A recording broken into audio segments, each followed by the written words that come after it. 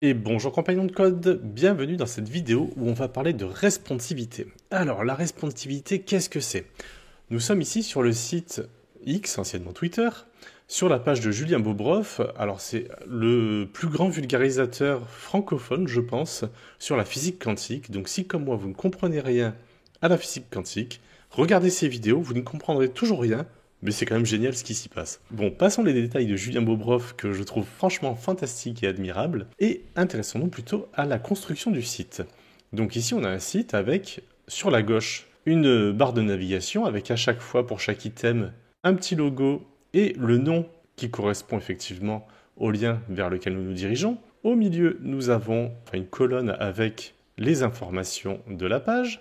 Sur la droite, on va dire que nous avons plutôt des, des pubs ou des liens annexes. J'appuie sur F12 et ici, tout en haut à droite, là, juste à gauche de l'élément, est-ce que je peux zoomer un petit coup là-dessus ou pas? Ouais, super, là. Là, on a un petit ordinateur et un petit téléphone portable en fait, ici. Je clique dessus et ici, soit je sélectionne un élément, par exemple, je veux simuler le site sur le Galaxy S machin truc là. Ok, bon, bah, ça va ressembler à ça. Nous, on va plutôt se mettre sur responsive. Responsive, ça veut dire je m'adapte à la taille de l'écran de mon utilisateur. Si je clique sur responsive, ça va me permettre de jouer avec la largeur de l'écran et même la hauteur, ce qui ici ne nous intéressera pas. Nous avons donc notre site avec les liens sur la gauche, avec les informations au milieu et avec des informations complémentaires sur la droite. Si je réduis, hop, on voit que le menu sur la gauche, finalement, ici, nous n'avons plus que les icônes. On va dire on est sur un mode tablette ou grosse tablette ou petit PC. Je n'ai plus que les icônes, j'ai toujours au milieu l'information principale de la page et sur la droite des informations, on va dire secondaires. Je réduis encore. Et là, nous avons notre barre de menu avec seulement les logos sur la gauche. La barre sur la droite a disparu et on a toujours notre colonne centrale avec les informations qui nous intéressent. Je continue à réduire. Et j'arrive sur un mode téléphone portable où là j'ai les icônes qui sont en bas. Je n'ai plus de barre sur la gauche, plus sur la droite, je n'ai vraiment que la partie centrale avec les informations de la page Twitter sur laquelle je suis. Voilà ce qu'est la responsivité, c'est la manière que va avoir le site de répondre à la taille de l'écran sur lequel il doit être affiché. Et je peux grandir, je retrouve mon site originel. Allez, on va laisser Julien Bobroff tranquille, et si vous vous ennuyez, n'hésitez pas à aller voir ses vidéos, moi j'adore. Nous voici donc avec un fichier index.html, avec le doctype normal, avec un lien vers le style.css, je te laisse mettre tout ça en place, tu connais la chanson, il n'y a pas de souci. Un title, les media queries qu'on retrouve ici, et les media queries. Alors les media queries, qu'est-ce que c'est? Les media queries, c'est une propriété, ça va être un élément dans le CSS qui va nous permettre de pouvoir adapter notre affichage en fonction de la taille de l'écran.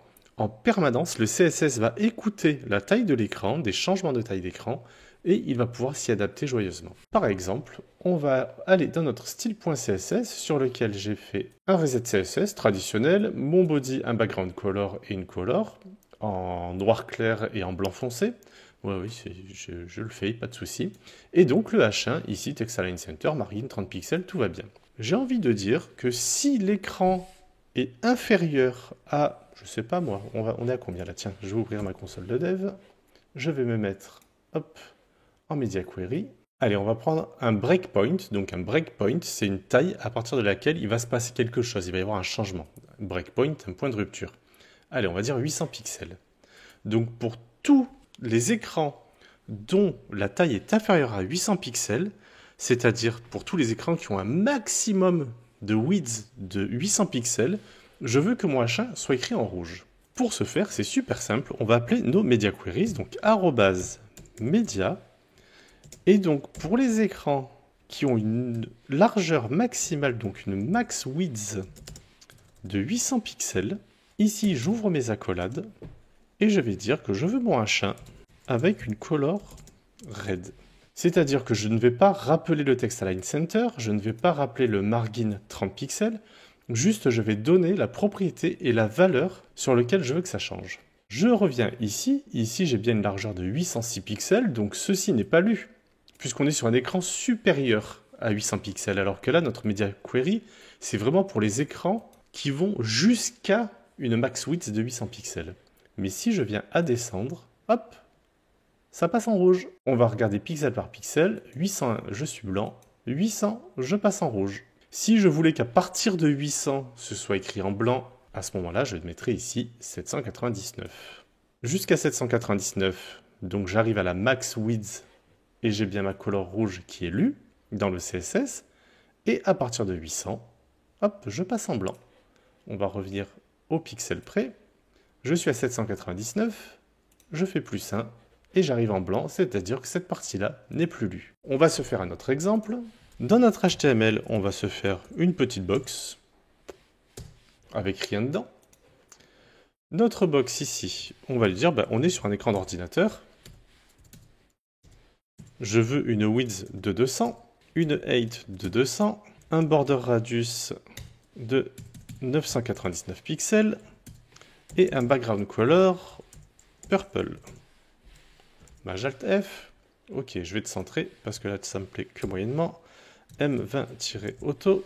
On est donc sur un grand écran. On a ici une box qui fait 200 par 200. Imaginons un avatar, une photo, une image, peu importe. Lorsqu'on va arriver sur un téléphone portable, imaginons je vais prendre le Samsung Galaxy. Là j'ai une largeur de 400 pixels. C'est-à-dire que mon avatar il va prendre la moitié de la taille de l'écran.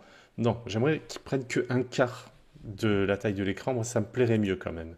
Donc ce que je vais dire, c'est que pour tous les écrans jusqu'à 799 pixels, ma box, donc attention, je reste bien dans l'accolade de Media Query, donc ma box, elle va prendre une width 200, une height 200, et j'ai même envie de changer son background color à violette. Alt F. Donc quand je vais aller sous les 799 pixels, puisque je serai sur un écran qui aura un maximum de 799 pixels, je suis bien en dessous évidemment, à ce moment-là, ma box va réduire et va changer de couleur. On va tester, je vais juste enlever un pixel, hop, ma box a bien réduit et a changé de couleur. Donc sur téléphone portable, j'aurai bien un avatar par exemple en petite taille et sur un gros écran en plus grande taille. Ce qu'il y a, c'est que à partir de 400 pixels, j'aimerais quand même qu'on ait une taille intermédiaire. Voilà.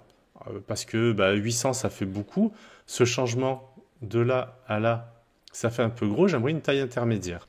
Alors pour ce faire, c'est-à-dire que sur tablette, je vais vouloir du 150 pixels. Ici, en background color, on va vouloir une couleur bien différente, histoire de bien distinguer ce qui se passe. Je vais aller prendre un turquoise, bleu, vert, voilà, une couleur un peu comme ça, peu importe.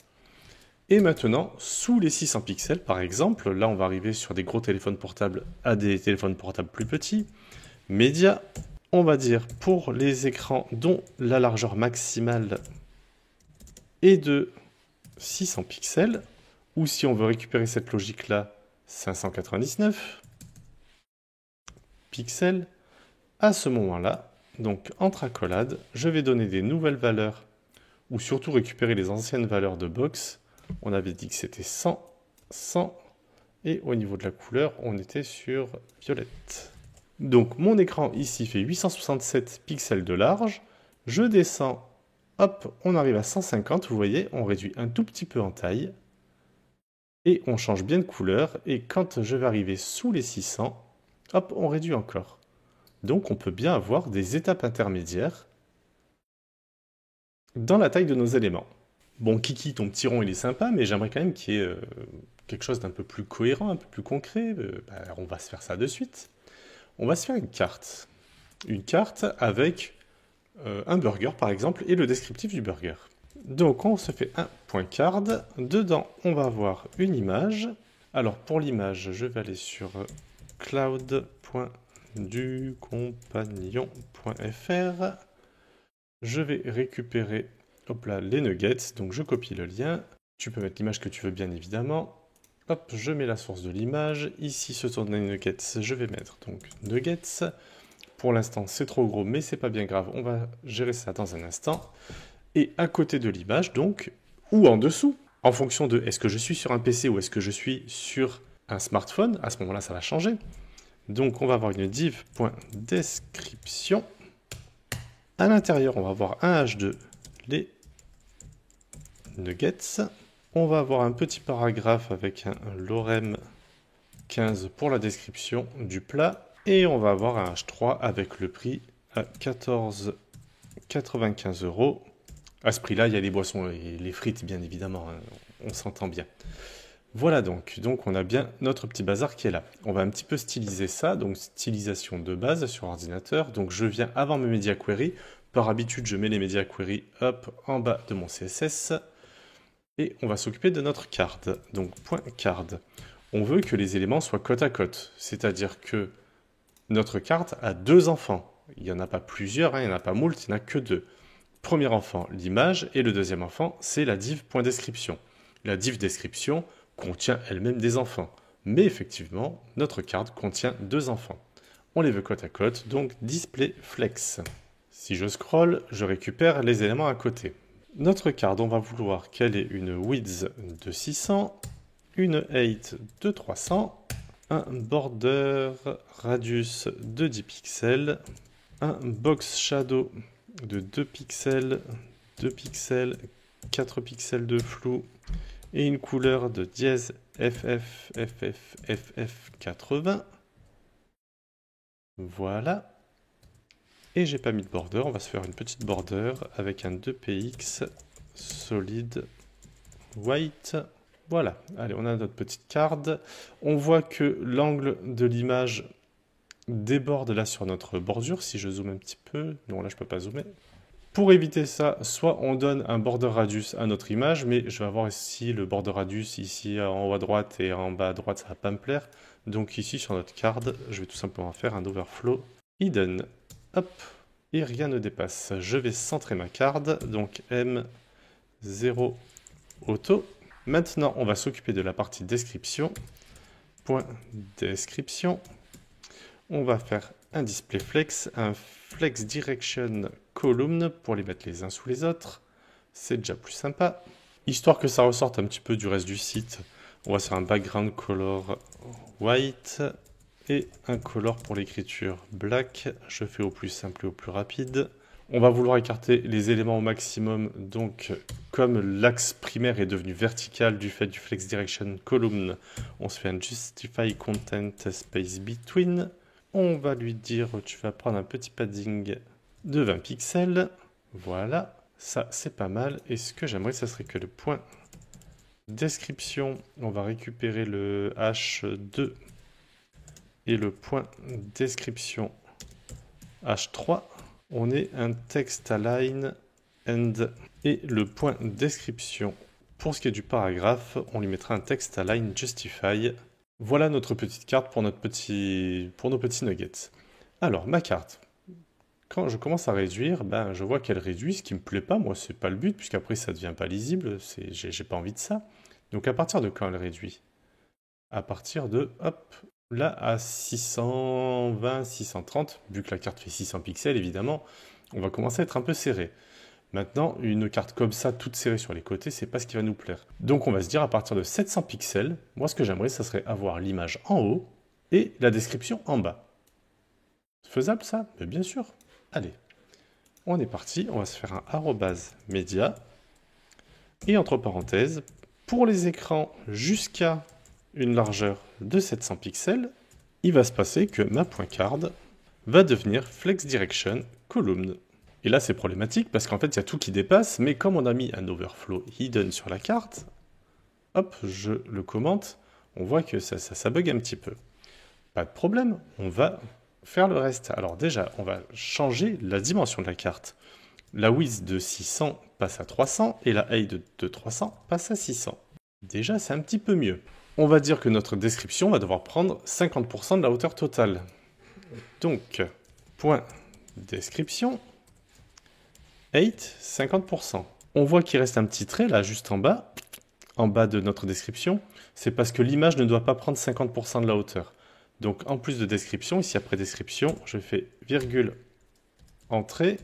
Et on va dire que pour notre point card image, donc on sélectionne la balise image dans la div.card, notre image aussi prend 50% de la hauteur. Donc effectivement, là j'ai bien ma carte. Donc ça, c'est à partir de 700. Donc je vais remonter tranquillement, tranquillement, tranquillement, tranquillement. Et hop, à 700. on voit qu'on change de direction. Donc voilà à quoi sert la responsivité, voilà à quoi servent les media queries. À savoir que dans cet exemple, nous avons fait ce qu'on appelle un site en desktop first. Je vais vous le noter ici, tiens, juste là. Nous sommes en desktop first. Alors, qu'est-ce que ça veut dire desktop first? Ça veut dire qu'on a préparé notre site pour un écran d'ordinateur, donc un écran relativement large, et après, on a ajouté des media queries pour les versions tablettes et mobiles. On aurait pu faire l'inverse, c'est-à-dire faire un système en mobile first, ce qui peut être assez intéressant puisqu'il faut quand même penser que 80% des sites internet sont vus sur des téléphones portables.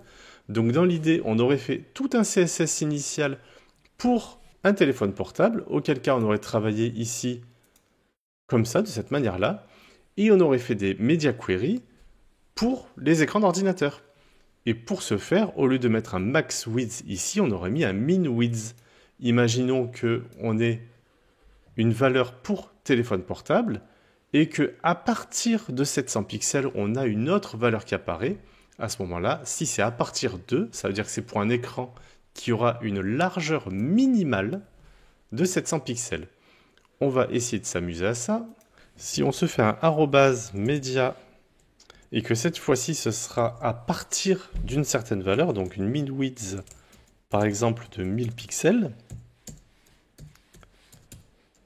je veux que ma box, c'est-à-dire le rond que nous avons ici en violette, on lui met une width de 500, une height de 500 et un background color, on va laisser ça en blanc, tiens, parfait. Maj Alt F. Je vais agrandir cet écran pour voir la place de passer à 1000 pixels. Je vais me mettre ici en responsive. Et si je grandis, 900, 999, 1000, bim. C'est-à-dire que mon CSS de base, avec une box de 200 par 200 et avec un background purple, à partir de, c'est-à-dire pour les écrans qui sont plus grands que min width 1000 pixels, donc pour les écrans plus grands que 1000 pixels, hop, on peut donner également des valeurs. Et là, si on n'avait pas tous ces media queries, hop, toi aussi il faut que je te commente, j'aurai ma version mobile qui serait avec ma box purple, et au fur et à mesure que je vais agrandir et que j'arrive à 1000 pixels, hop, j'arrive ici sur un écran d'ordinateur avec une valeur, avec le visuel que je veux rendre pour un écran d'ordinateur. Ça, c'est bien ce qu'on appelle donc le mobile first. Voilà, en général, on préfère travailler en desktop first parce qu'on développe sur des ordinateurs, donc on a notre écran d'ordinateur qui nous permet de mettre plus de choses, qui nous permet de mettre plus de cartes, plus d'animations, plus d'effets visuels, alors que sur téléphone mobile, on est un petit peu restreint quand même. Mais il faut bien penser que la version mobile first, le développement en mobile first, peut être également intéressant. Est-ce qu'il y en a un qui est mieux que l'autre? Je laisserai à chacun le soin d'en juger. Mais voilà, les deux existent. Donc on pense au @maxwidth quand on est en desktop first et on peut mettre plusieurs paliers. Et le développement en mobile first avec le @media minwidth, donc pour un media query qui va donner des valeurs spécifiques pour des écrans qui ont une valeur minimale de largeur de 1000 pixels dans notre cas. J'espère que ça aura été assez clair pour vous et surtout faites des tests, essayez. En général, au début, on mélange joyeusement et aisément les min widths, les max widths, on a du mal et on mélange et on inverse un petit peu le mobile first et le desktop first. Mais voilà, faut aussi essayer et une fois qu'on s'est un peu amusé avec, qu'on a vu un petit peu tout ce que ça pouvait donner, à ce moment-là, ça rentre assez facilement, mais c'est primordial de gérer, de maîtriser, de comprendre cette notion de responsivité qui nous est permis grâce aux media queries. Et pour montrer à quel point ça marche bien, je te propose dans la prochaine vidéo de mettre en place, on va dire une copie du site twitterx.com, histoire de voir exactement comment ça peut se passer sur un site de ce type-là. Je te dis à bientôt dans cette prochaine vidéo.